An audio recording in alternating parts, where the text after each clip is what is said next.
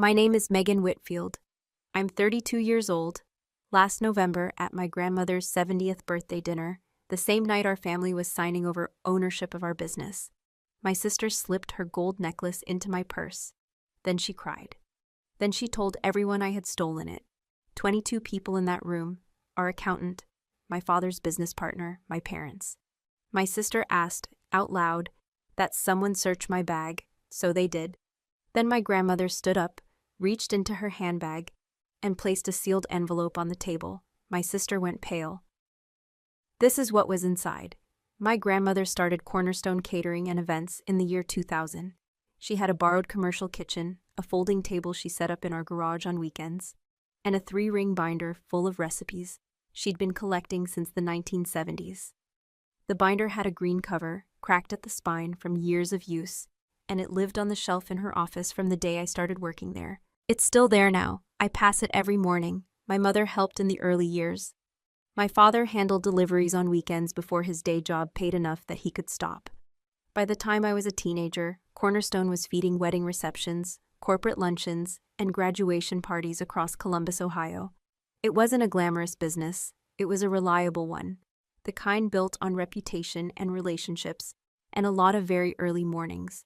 I started working there full-time in 2013. I was 20 years old. I'd spent 2 years at Ohio State studying business and decided that what I was learning in a classroom was less useful than what I could learn standing next to my grandmother in an actual commercial kitchen, managing actual money, solving actual problems. My parents thought I was making a mistake. My grandmother handed me an apron and told me to start with the filing system, which she described, with considerable fondness, as a disaster. I understood that she had built it herself and was mildly proud of it anyway. That was 12 years ago. In those 12 years, I learned every part of that business from the inside. I restructured the vendor contracts in my first 18 months, saving us about 11% on recurring supply costs. I rebuilt the booking system, which started as an Excel spreadsheet I put together on a quiet Sunday afternoon, and eventually became the operational spine of how Cornerstone scheduled and staffed every event it ran. I managed payroll, insurance renewals, quarterly tax filings, and the ongoing calibration of margins that kept a catering operation profitable in a business where the difference between a good year and a bad one was often a handful of contracts. When COVID arrived in 2020, I was the one on the phone with the bank. I was the one running through the numbers with Dennis Ford at 10 o'clock at night, trying to figure out which quarter of the year we could actually survive and which one we couldn't. I quietly covered 2 quarters of payroll from my personal savings during that stretch. A decision I made alone, on a Tuesday, without telling my parents, because telling them would have made it feel like a crisis rather than a problem I was solving. I just solved it and moved on. When revenue stabilized in 2021, I moved the money back into my personal account from the operating budget, line by line, without ceremony. I didn't tell anyone until 2 years later, in a conversation with Dennis that started for entirely different reasons. His reaction was to stare at me for a moment and then say, quietly, that I probably should have mentioned it. He was right. I hadn't mentioned it because I had spent enough years in that family understanding that what I did was expected to work, and what Vanessa did was expected to be noticed. By the time Cornerstone reached $1.2 million in annual revenue, my name was on every document that mattered: the contracts, the tax filings, the vendor agreements, the insurance policies, on everything that had stakes attached, and nothing that had visibility. The plan had always been for my grandmother to transfer ownership equally to my sister and me, once she felt the time was right. 51% of the business split between 2 co-owners, formalized with signed documents. That conversation had been on the table for years. By November 2025, it finally had a date. Dennis Ford had prepared the documents. Patricia Holloway, our family attorney, had reviewed them. My grandmother had told both my sister and me, separately, that she intended to complete the signing at her birthday dinner. It would be formal. It would be witnessed. It would put my name on an ownership line where it had always functionally belonged, but had never legally appeared. That was the night my sister chose. I noticed something before dinner.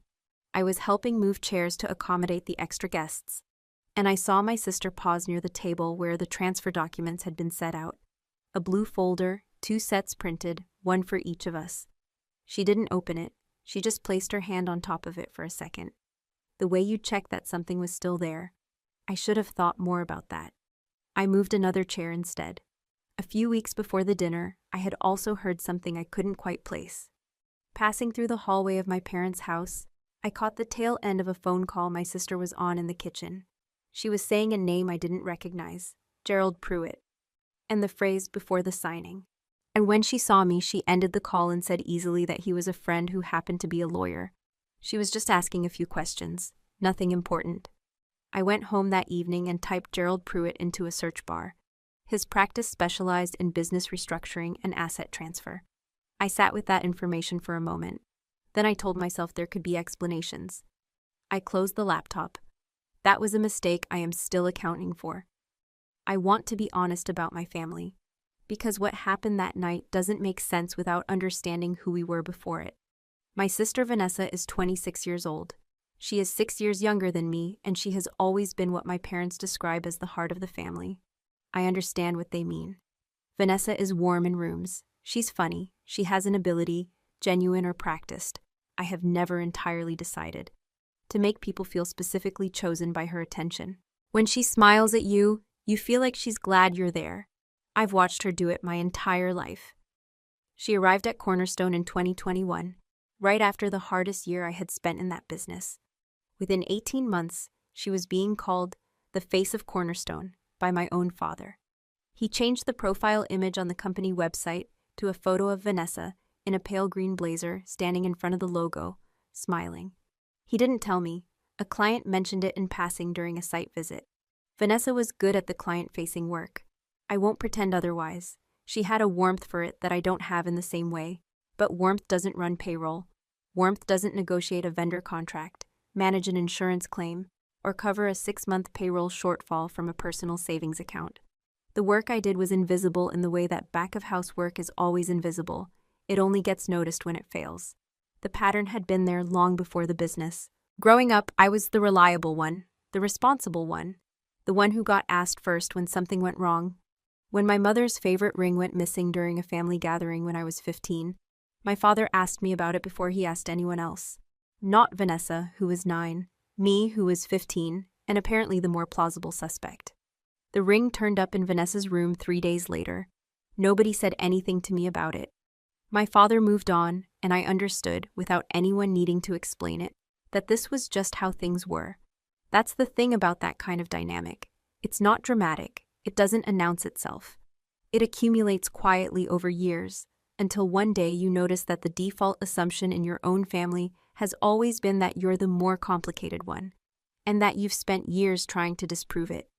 And it hasn't shifted, because it was never based on evidence to begin with. There were 3 moments in the context of the business I should have weighed more heavily. In 2019, we lost a significant corporate client, a company that had been with us for 4 years and generated recurring revenue across 6 annual events. My father told me it was because I had been too rigid in my approach, too focused on the operational side, not enough on relationship management. I accepted that. What I found out much later was that Vanessa had quoted them an incorrect price on a new service package, significantly below our actual delivery cost, and rather than flag it or correct it, had simply let the conversation lapse. The client moved on. I was the explanation that got offered at the family dinner table. In 2021, a vendor filed a complaint about consistently late payment. I spent 2 weeks tracking down what had happened and found that their invoice emails had been quietly filtered to a subfolder in our shared system that nobody monitored actively. I flagged it to my father as a system issue. He agreed it sounded like a system issue and moved on. I still have that folder archived. In 2023, my father arranged a meeting with our bank about a line of credit expansion. He invited Vanessa. He did not mention it to me until I saw it on the shared family calendar 2 days before it happened. When I asked why I hadn't been included, he said he assumed I was too busy. I had managed our financials for 10 years. He assumed I was too busy. Each of these things had a surface explanation. I accepted each one. The thing about patterns is that they only become visible when you stop extending benefit of the doubt. And in a family like ours, the habit of extending it had been built so early and reinforced so consistently that it had become something close to reflex. I found the receipt about 2 weeks before the birthday dinner. I was doing a routine review of the business credit card statements when I saw a transaction I didn't recognize. Holloway Fine Jewelers, October 24th, 2025.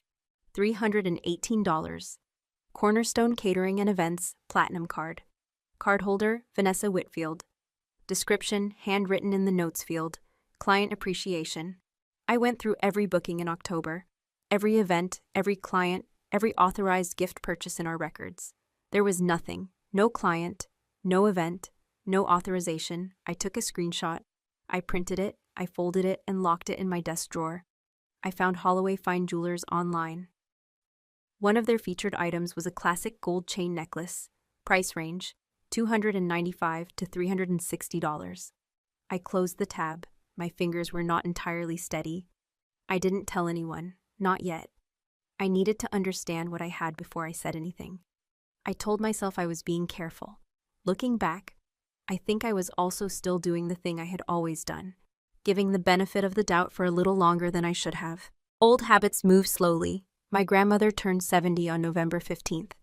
The dinner was at her house, the Colonial in the suburbs of Columbus she'd lived in for 30 years, with a dining room that could seat 22 when the table was fully extended, and a kitchen that has smelled like the same combination of caramelized onions and herbed butter for as long as I can remember. She had 40 guests over the course of the evening, though only 22 were at the formal dinner where the signing was planned. I arrived early to help set up. The house had that specific warmth of a place that has hosted a lot of gatherings. Slightly too warm, loud with overlapping voices, the particular busy energy of a family occasion that looks effortless because someone spent 2 hours making it that way. In this case, that someone was me and my grandmother working through a setup checklist she'd written on an index card. Dennis Ford arrived around 5:30 with the transfer documents in a blue folder, which he set on the dining table. Patricia Holloway had reviewed everything the previous week. The plan was to complete the transfer after dinner, before cake, formal enough to be witnessed, casual enough to feel like a family moment rather than a legal proceeding. Russell Crane was already in the living room when I arrived. He had been my father's closest professional friend for over 20 years, a quiet, measured man in his early 60s who'd built a successful commercial real estate operation from nothing and had a particular quality of attention that made people want to prove themselves to him. When Russell expressed an opinion, my father weighed it. Vanessa had always known this. I had watched her work to cultivate his approval for years, with the same methodical warmth she applied to everything she wanted.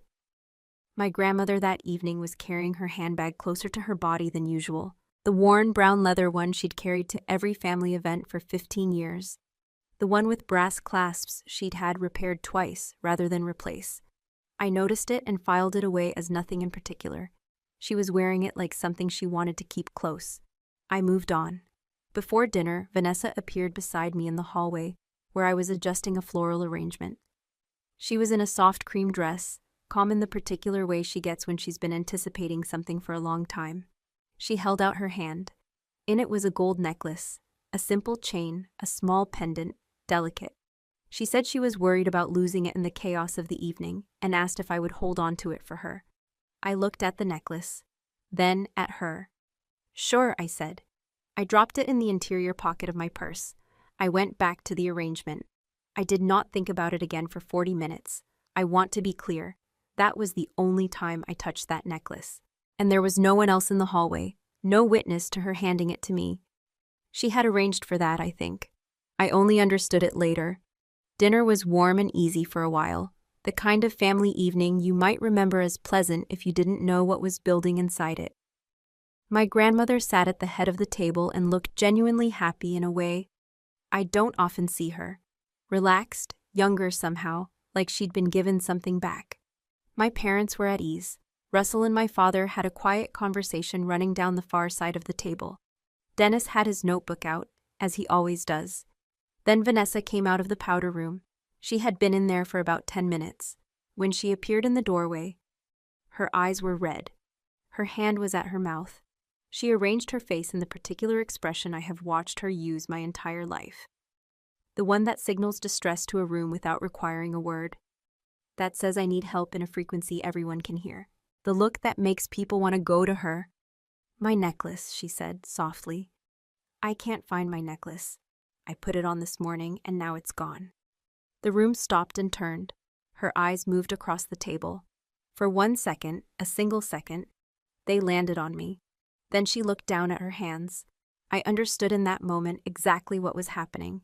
The understanding arrived complete, like a key turning in a lock. The necklace was in my purse. She had put it there. This had been the reason she'd handed it to me in a hallway with no one watching. I sat very still. She didn't accuse me directly at first. She never does, at first. That's not how she operates. She described the necklace, said my grandmother had given it to her at graduation, that it was irreplaceable to her, that she'd been wearing it all evening and had only noticed it missing when she'd gone to freshen up. She said the last time she remembered having it was when she was standing near the coat area, near the hall table, near where I had been. She pointed a direction. She let the room do the rest. My father looked at her with the focused concern he has always reserved specifically for Vanessa. My mother placed her hand on Vanessa's arm, instinctive, immediate. Russell Crane set his wine glass down and looked across the table with an expression I couldn't fully read. Dennis Ford shifted in his chair, not much, just enough, and that small movement felt to me like a door closing. Nobody looked at me with doubt in the way that involves asking me if I was all right. They looked at me with expectation, the waiting look, the one that says, "This is the moment where you account for yourself," I said, clearly and evenly, that I hadn't taken it. There was a particular silence that followed. Not the silence of people who believed me, the silence of people who were deciding. Vanessa let that silence sit for a moment. She understood silences the way a musician understands rests, as something you work with, not against. Then she looked at me with those red eyes and said, "Megan, I know you took it. Please just give it back." There was a softness in how she said it that was worse, in some ways, than an outright accusation. It was the voice of someone being patient with a person they've given up on. Someone who is sad but not surprised. It was calibrated, not for me but for everyone else in the room, to suggest that this had happened before. That I had a history here she was too kind to enumerate. She was good at that. She had always been good at that. When I said again, still steady, still clear, that I had not taken her necklace, she said it. "Stop lying. You're a thief." 7 words, 22 people, my name. I felt something go very still inside me. Not calm, something more involuntary than calm. The specific stillness of someone who has heard a thing and cannot unhear it, and whose body has already understood that the next few minutes are going to be very important, and that falling apart is not a luxury available to her. My father looked at the tablecloth. White linen, 2 small drips of candle wax near the centerpiece.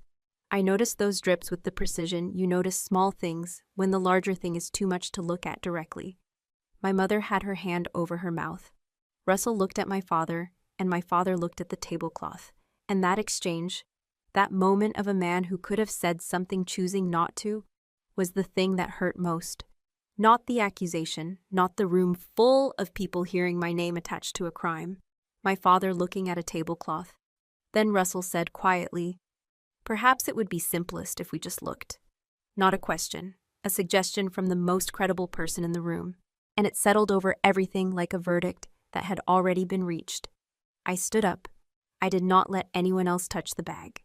I opened it myself and began taking things out, one at a time, placing each one on the table with deliberate care: wallet, keys, phone, packet of tissues, pen.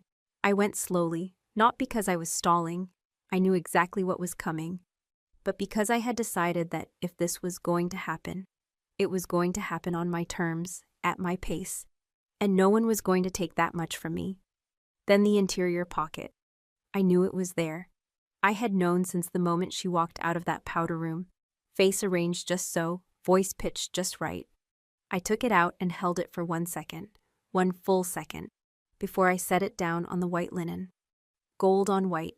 The sound it made when it landed was almost nothing, a tap, barely audible, but the room was so quiet by then that everyone heard it.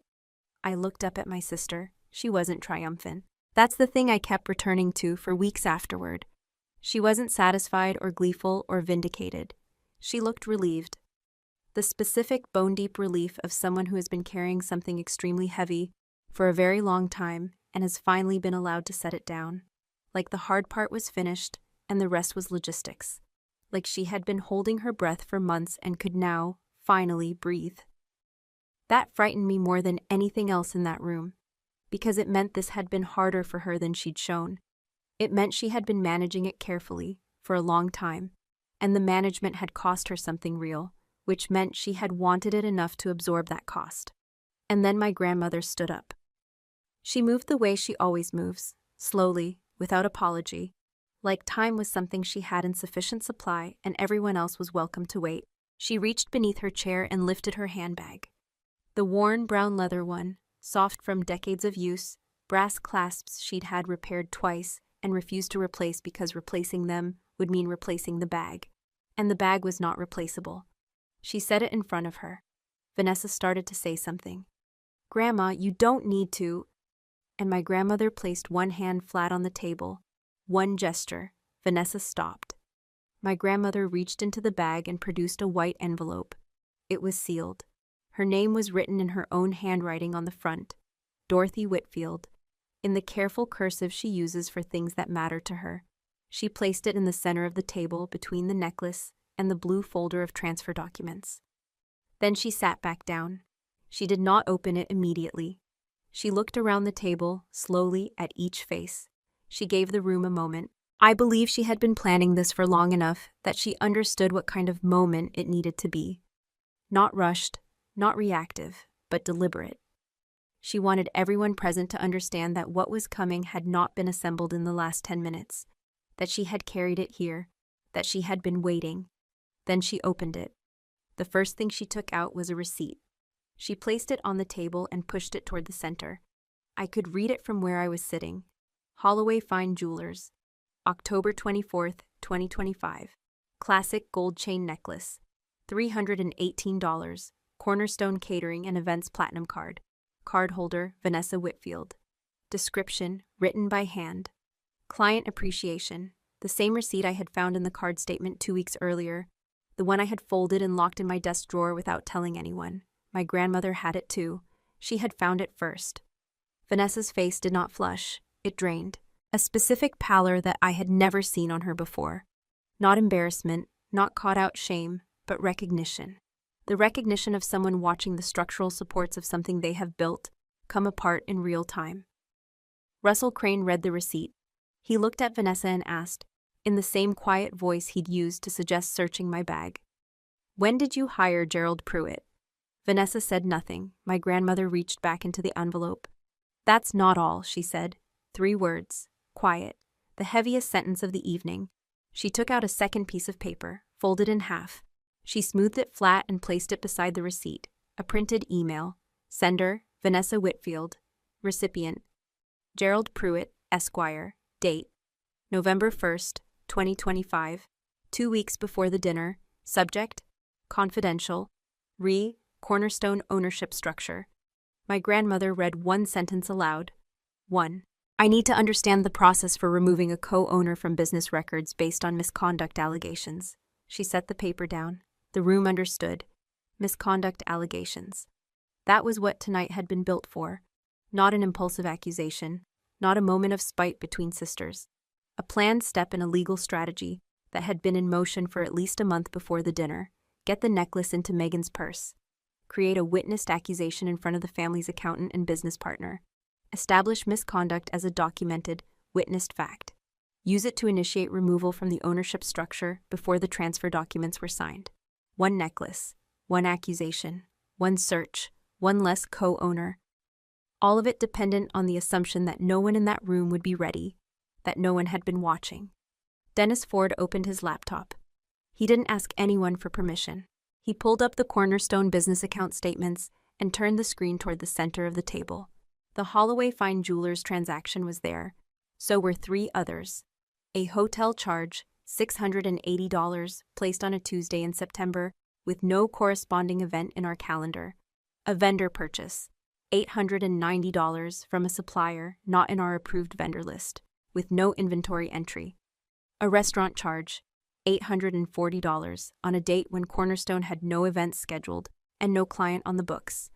4 transactions, $2,700 in total, each one small enough on its own to slide through a casual review. Together, a pattern with a shape. My mother said, "Vanessa, tell me these aren't real." Not an accusation, a plea. And the fact that she needed to ask, that my mother was sitting at her own mother's birthday dinner asking her younger daughter to disprove documented financial records, said everything that needed to be said about the distance between who Vanessa had appeared to be and what she had been doing. Vanessa didn't answer her. Dennis looked at my father. His voice was steady and professional, the voice of someone who has been a family's accountant for 15 years and has delivered difficult information in contained spaces before, and knows that clarity is the kindest available option. "Walter," he said, "we need to talk about the transfer documents." Every eye in the room moved to the blue folder on the table. My father looked at it, then at Vanessa, then at me. His face was doing something I didn't have a word for, some combination of grief and accountability and the particular expression of a man confronting the distance between the story he had been telling himself and the story that had actually been happening. He reached out and pushed the blue folder across the table to Dennis. He didn't say anything, just pushed it. There would be no signing tonight. Vanessa left at 9:47. I know the time because the kitchen clock, the round-faced one my grandmother has had on that wall since 2003, with a minute hand that runs about 2 minutes slow and that she's always known about and never corrected, was directly in my line of sight when she stood up. She didn't make a scene. I had been bracing for one, without fully knowing I was bracing. Instead, she said she needed some air, picked up her purse, kissed my mother on the cheek, and walked out. The door closed behind her with almost no sound. The silence after was different from the silence during. The during silence had been pressurized, charged with everyone deciding things in real time. The after silence was just empty, the kind that settles in when the thing people had been waiting for has finally happened and nothing is left to wait for. My mother stood up a few minutes later and went to the kitchen. She had wanted to say something to me. I could see her composing it through the last half hour of the dinner, trying different versions of it behind her eyes, testing each one and finding it insufficient. When she couldn't find the right one, she chose dishes instead. I understood that. I did not follow her. Some things need to be done in a kitchen with the water running and no one watching, and the people who love us need to be allowed to do them in whatever way they can. The remaining guests filtered out over the next 30 minutes. There were the specific awkwardnesses of people who have witnessed something difficult and haven't yet processed it. The careful avoidances of eye contact. The overly warm goodbyes that mean I saw it, and I don't know what to say. Russell Crane stopped beside my chair on his way to the door and placed his hand briefly on my shoulder. Just for a moment, no words, and I found that I could not quite look at him directly. Being witnessed by someone with that much gravity in that particular moment had a weight I wasn't prepared for. Dennis stayed an hour after the last guest left. He and my grandmother and I sat at the kitchen table with the documents and the laptop and went through the account statements in full. The conversation had the quality of careful inventory, methodical, without much emotion attached, because the emotion had been used up in the dining room and what was left was just the work of understanding the complete shape of what had happened. My grandmother had been watching the business accounts for 3 months. She was still a co-signer on the corporate credit card from the original account setup, a detail Vanessa had apparently not thought through or had thought through and dismissed. The shared Cornerstone office computer was another thing Vanessa had not accounted for. My grandmother still came in several times a month, still used the back office desktop to print invoices and review vendor correspondence. One afternoon in August, she had come in to print a document and found Vanessa's email open on the screen. She had read enough to understand what she was looking at. Then she had closed it carefully, printed the email on the office printer, and gone home. She had not told anyone. She had waited. "I wanted to be sure," she said. "I didn't want to be wrong about my own granddaughter." She looked at her tea. The kitchen was quiet. The water in the other room had stopped running. "I wasn't wrong," she said. I asked how long she had been carrying that envelope. 3 months. Since August. I sat with that. 3 months during which I had been doing my own quiet accounting, finding the receipt, printing it, locking it in a drawer, telling myself I needed to understand what I had before I said anything. 3 months during which we had both been watching the same thing from different angles without knowing the other was there. We had been running the same investigation inside the same family without knowing we were doing it together. I understood why she had waited. I did. Coming forward earlier, with less in a smaller room, might have resulted in exactly what she wanted to prevent. The family finding explanations, closing around Vanessa, suggesting that my grandmother had misread something. She had waited for a room where that couldn't happen. She had waited for witnesses who couldn't be argued away. I sat there at 10:30 at night and said nothing about the part I was still sitting with. That 3 months was a long time to know something and say nothing to the person it was being done to. That the 3 months had a cost, even if the waiting was correct. I didn't say it. Not that night. Then she told me there was one more thing she hadn't put in the envelope. In May, 6 months before the birthday dinner, Vanessa had asked to spend an afternoon alone with my grandmother. She had framed it as a visit, as wanting to spend time with her, which in itself was not unusual. Vanessa was thoughtful about those things. She knew which relationships needed maintenance, and she maintained them, carefully and consistently, in the way she did everything she wanted to keep. The conversation had started warmly. They had tea. They talked about the business for a while, about plans for the holidays, about the catering calendar coming up. And then gently, with the particular softness Vanessa reserved for conversations she wanted to seem inevitable rather than strategic, she had begun asking about my grandmother's long-term plans. Not the business, the house, the estate, what she described as making sure everything was in order, framed as concern, as love, as wanting my grandmother to feel taken care of and not burdened. My grandmother had listened for a few minutes.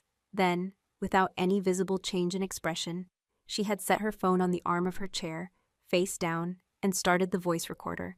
She still had the recording. I drove home at midnight. I sat in my car in the parking lot for a while before going inside. The sky had that specific flat gray of an Ohio November night. Ambient, starless, not dramatic. I sat in the dark with the engine off and thought about the green binder on the shelf in my grandmother's office. I thought about the Excel spreadsheet I had built on a Sunday afternoon when I was 20 years old, and whether I had understood then that I was building something that would outlast everything else I thought I was building. I thought about my father looking at the tablecloth. Then I went inside. The next morning, I met with Dennis and Patricia Holloway at Patricia's office. Columbus in November has a particular kind of gray. Flat, specific, not dramatic, just persistent. The kind of gray that isn't a weather event but a condition. The conference room looked out over a parking lot. There was nothing to look at, and somehow that felt correct. Patricia laid out the situation in 2 clear directions. She did it without editorializing, which I appreciated. She gave me the information and let me do the work. Legal action. File a formal misappropriation claim, trigger a full audit of the Cornerstone accounts, allow the process to proceed to its natural conclusion. The documentation was solid. The email to Gerald Pruitt was explicit about intent. The financial records were time-stamped and traceable. The receipts were clear. The charges were fully supportable. Real consequences were a reasonable expectation. Family resolution. Demand full repayment of the misappropriated funds. Remove Vanessa from all signatory authority on Cornerstone accounts and from any formal involvement in the business.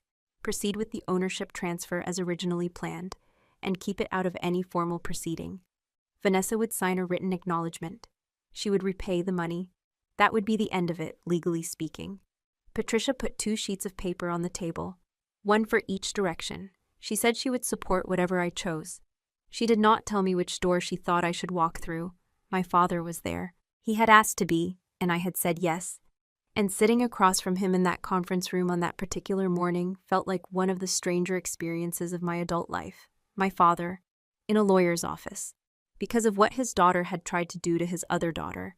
He sat with his hands flat on the table for most of the meeting, the way he does when he's listening very carefully and doesn't trust himself to speak until he has something worth saying. He looked at the 2 sheets of paper for a long time. Then he looked at me. "Whatever you decide," he said, "I'll support it." I had wanted to hear that from him for a long time, longer than I would have admitted to anyone, including myself. And when it finally came, in a conference room on a flat gray morning with a parking lot out the window, I just nodded. I didn't cry. I think I had already spent all of that somewhere between the necklace hitting the table and the tea going cold. I was operating on the far side of it now, in the quieter place where you just do the next thing. Patricia mentioned before we finished that Gerald Pruitt had already reached out to her office. He was withdrawing from any involvement in the Cornerstone matter. That had happened within 18 hours of the dinner.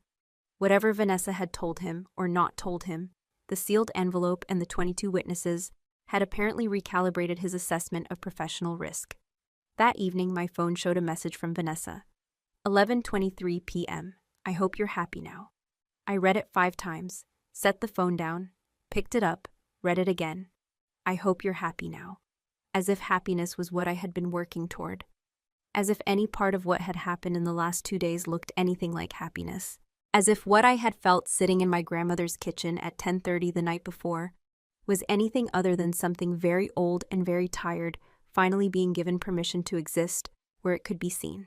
I typed 3 responses, deleted all 3. In the morning, I made my decision. I chose the family resolution, not because I didn't have grounds for the other path. I did. Not because what Vanessa had done wasn't serious enough to warrant the harder consequence. It was. I chose it because of my parents, because of my grandmother, because a formal proceeding would take something already fractured and reduce it to rubble that couldn't be gathered back up, and I would have to live with having been the person who finished that. Even with full justification and clean hands, I chose it because I had watched my father push that blue folder across the table to Dennis Ford, and I understood what that had cost him. The specific cost of choosing documented evidence over the daughter he had loved more demonstrably for 30 years. And I did not want the next thing to cost him more than he could absorb. I want to be honest about this. I'm not certain it was the right choice. I have thought about it many times since November. There is a real and serious argument that a quieter consequence produces a quieter lesson. That the protection I chose to extend was not commensurate with what was done to me. That in choosing the more manageable door, I made it easier for everything that had happened to be eventually set aside rather than fully reckoned with. I've sat with that. I still sit with it. What I can tell you is that I made the decision consciously, with full understanding of the alternative. It was not the old reflex, not the familiar freeze, not the habit of absorbing things quietly, because that was what the reliable one did to keep the peace. It was a deliberate choice made by someone who understood what was on every side of it and chose the version she believed she could live with. Whether that was the right call, I'm still deciding, but it was mine. Patricia drew up the terms. Vanessa would sign a written acknowledgement of the unauthorized transactions. She would repay the full $2,718 within 30 days. She would relinquish all signatory authority on every Cornerstone account, all formal involvement in the business, and any claim to any future ownership stake. Patricia would retain copies of all documentation. 3 days later, the signed scan came through by email. Before I sent the terms to Patricia, I sent Vanessa one message, 2 sentences. The paperwork will come through Patricia Holloway's office. Please don't contact me after that. I set the phone face down on the table and left it there.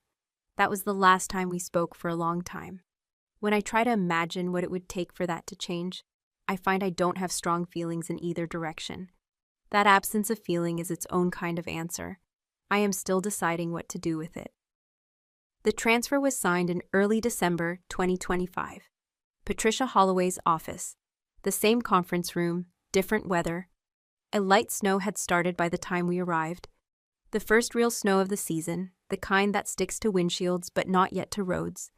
My father, my grandmother, Dennis, Patricia, and me. Nobody said anything particularly significant. We signed, we initialed, we handed pens back and forth. When I signed my name on the ownership line, I used my own pen, a blue ballpoint I'd carried in my bag for 2 years, ordinary and unremarkable, because nobody offered me theirs and I didn't think to ask. There was no celebration after. We stood in the parking lot for a few minutes in the light snow, and my grandmother hugged me in her particular way. Brief, firm, one pat on the back, and then Dennis drove her home. My father stayed beside me a moment. He said something I have chosen not to repeat here, not because it was unkind, the opposite. He said something true that I had needed to hear for a long time, and it arrived late, and somehow both of those things were true at the same time, and I'm still deciding what to do with that. I nodded. He got in his car. I stood in the parking lot until the snow started sticking to my shoulders, then I got in mine. Cornerstone had 3 major events in December. a corporate holiday party for a logistics company, a wedding rehearsal dinner for a couple who had been on our books since July, and a Christmas luncheon for a nonprofit that had been a client for 7 years. I ran all three. I ran them the same way I had always run them. Arrival time 90 minutes before doors, vendor confirmation the morning prior, a printed run of show in my jacket pocket that I've been doing since year one because digital screens go dark at bad moments. The logistics company party was in a hotel ballroom on a Friday evening. 300 guests, a full-plated dinner, a dessert station that the client had changed the layout of twice in the final week. I handled the changes. I coordinated with the hotel's kitchen team. I stood near the service entrance for most of the night, which is where I've always stood, close enough to fix things, far enough out of the way that the room could feel like it was running itself. Nobody there knew what had happened at my grandmother's house 3 weeks earlier. Nobody needed to. The salmon was at the right temperature, and the dessert station was exactly where the client had finally decided it should be. And that was what mattered that night. I've always found a kind of clarity in that. The work doesn't care about anything except whether it gets done correctly. The kitchen still smelled the same throughout all of it. Caramelized onions, industrial sanitizer, the vanilla extract that someone always left uncapped near the pastry station despite the small laminated note I had taped to the shelf 3 years ago that said, "Please recap." The van needed an oil change. I finally scheduled it in the second week of December, something I had been putting off for 2 months because other things kept moving in front of it. The Tuesday morning call with the florist vendor was still at 8:30, and she still ran 6 minutes late every single time, and I still waited without commenting on it because that battle had never once been worth having in 12 years, and it wasn't going to start being worth it now. I found the Excel spreadsheet I had built in 2013 still running in the booking system when I went in to archive the year-end files. 12 years old, built on a Sunday afternoon on a laptop that no longer exists, saved under a file name I chose without thinking much about it. Cornerstone_bookings_v1.xlsx, still there. Still the structural spine of how we scheduled and staffed every event we ran. I sat with that for a minute when I found it. Not with sentiment exactly, more with the specific recognition of something that had survived everything around it without anyone deciding it should. The most durable thing I had built, made alone on a quiet afternoon when nobody was watching. I left it where it was. It didn't need to be moved. My grandmother calls every Tuesday morning at 9 o'clock. She has done this for years. It started as a business call, a check-in, and over time it became something harder to categorize. She asks about the bookings, about vendor issues, about whether the florist has been running late again. I give her the same answer about the florist every week, and she laughs the same laugh, which is short and dry and means she expected exactly that answer. Occasionally she asks about other things. She does not ask about Vanessa. I don't ask about Vanessa either. We have made that agreement without words, which is how my grandmother makes most agreements. She mentioned on one of those calls that there were recipes in the green binder she had never taught anyone, things she had developed in the early years that had never made it onto a menu, but that she had kept anyway, for reasons she described as unclear at the time and obvious in retrospect. She asked if I wanted to come over one Saturday and go through them with her. I said yes. It was the first yes I had said in months that had nothing to do with a lawyer or an accountant or a document requiring my signature. We spent a Saturday afternoon going through the binder from the beginning.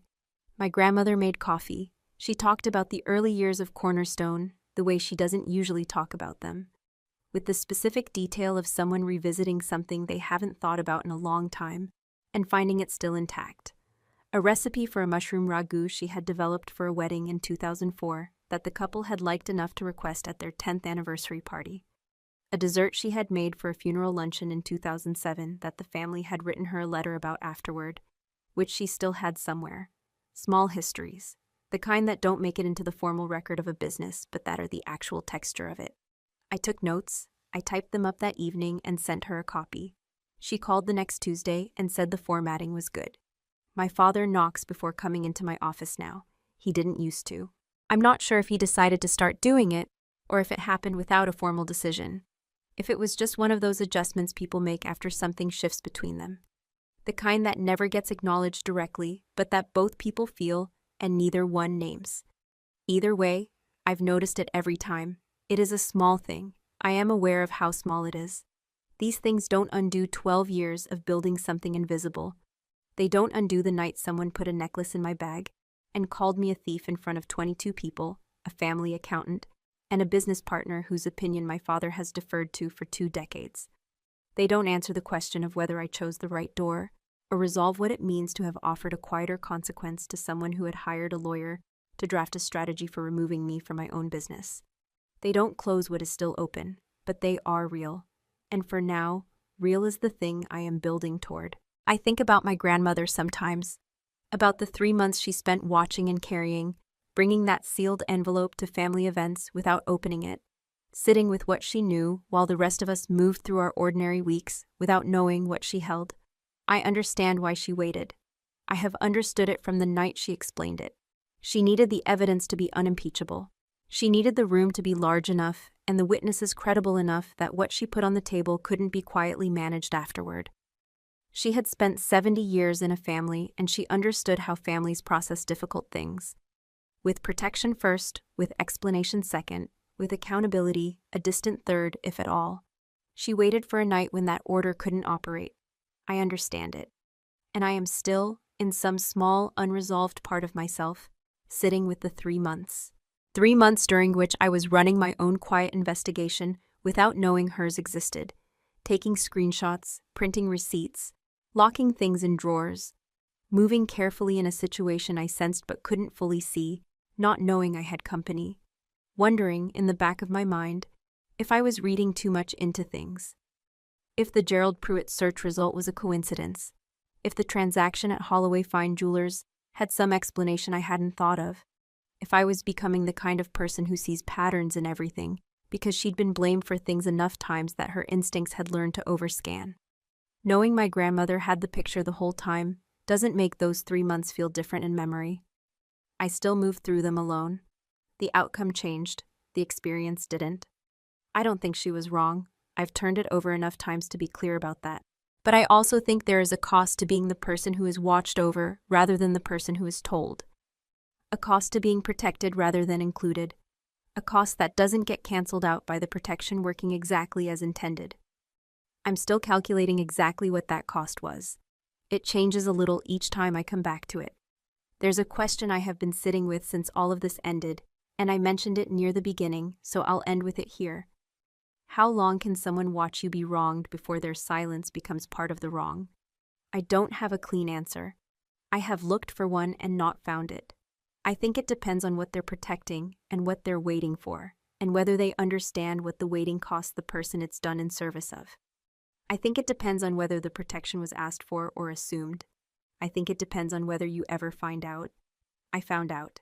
That changes something, even if I can't say precisely what. What I know is this. I'm 32 years old. I own half of a catering company my grandmother started with a borrowed kitchen and a 3-ring binder she never threw away.